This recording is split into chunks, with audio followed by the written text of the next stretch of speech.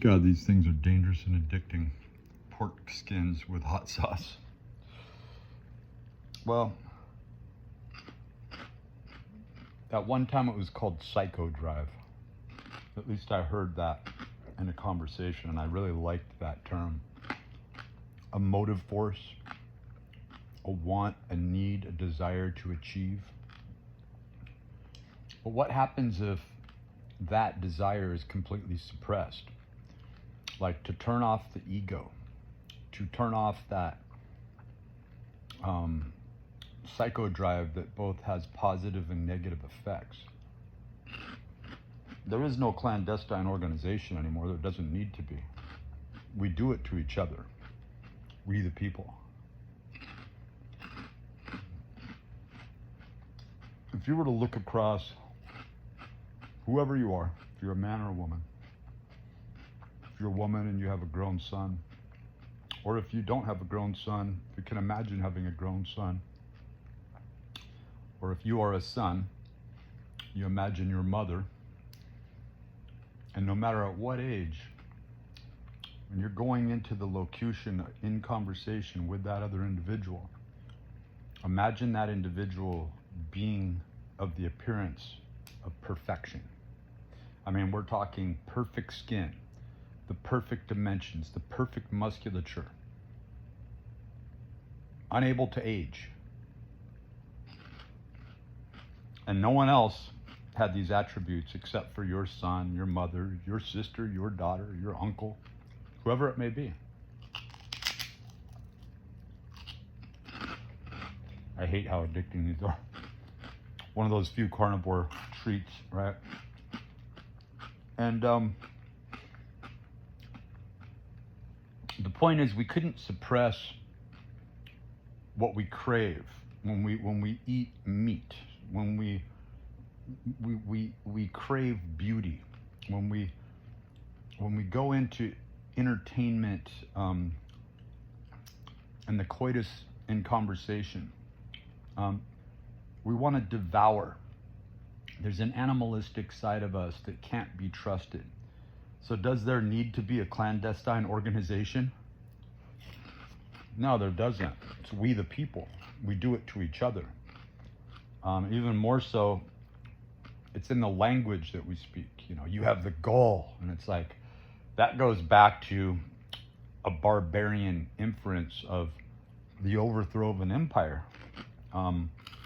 All the terms that we use, you know, being blacklisted, blackballed, going back to a Masonic reference, to be squared, that could even be seen more from a craft perspective or a magic perspective. But we're constantly doing it to one another, and that is to suppress and repress the want, the desire to become the very best in a particular field, not in the competition with other people, but to be able to achieve this without any competition at all, and to rise to a status just in anything that we might do, any pursuit, whether it be aesthetic, performance, it could be financial, right? To be able to look at something with such systematic precision to understand how that system works and how that can be applied toward any system. That's dangerous to the prevailing society that has made this Faustian deal, right? To be lesser, to accept the lesser path, to accept current modern day society as it is, that we will go, you know, one step at a time each and every day, that we will allow a limitation to our lifetime. You know, Brian Johnson in his work, anti-aging. Is it necessary that he lose his ego prior to doing that? Like my first reaction would be yes. Like to say that you're doing something for such an altruistic purpose as to advance human beings, you're placing yourself above some of the greatest people that have ever existed, that most likely understood this. From Hermes Trismegistus to Thoth, other fabled individuals in Sumerian text to say that you somehow understand and stand above this. No, we're given the same information, application, test that we are given time and time again. And the problem is that our own personal interests always fail us. The thing to do is to begin to aspire to be our very best, to grow in our autonomy, and to affect a change in that way with no ill intent, right? But the problem is when you're smiling at that other person who's almost like a black hole, their self-esteem is so low that you know you're feeding a monster, right?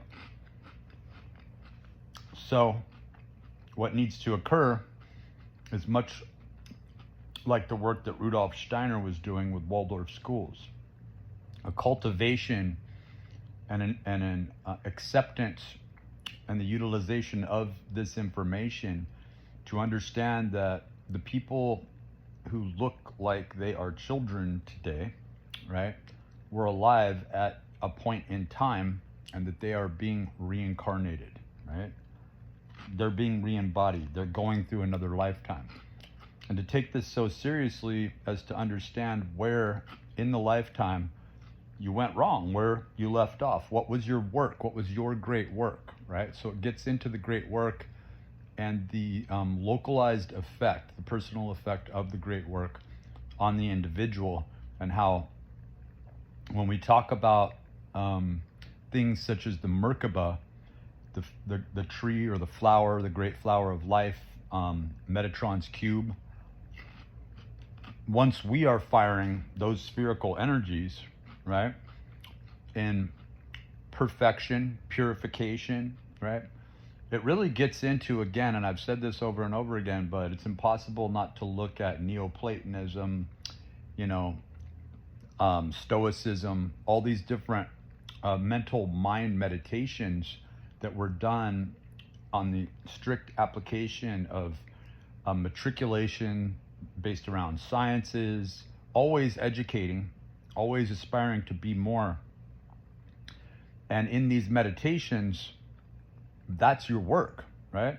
So, I mean, when people were first postulating a positive aspect to a socialized system, a networking system, you could say cybernetics, if you looked at the positive side of anything, and how it could be used, how technology could be used in such a positive way, it would be in the upholding, the building up, and the identification of what's missing, right?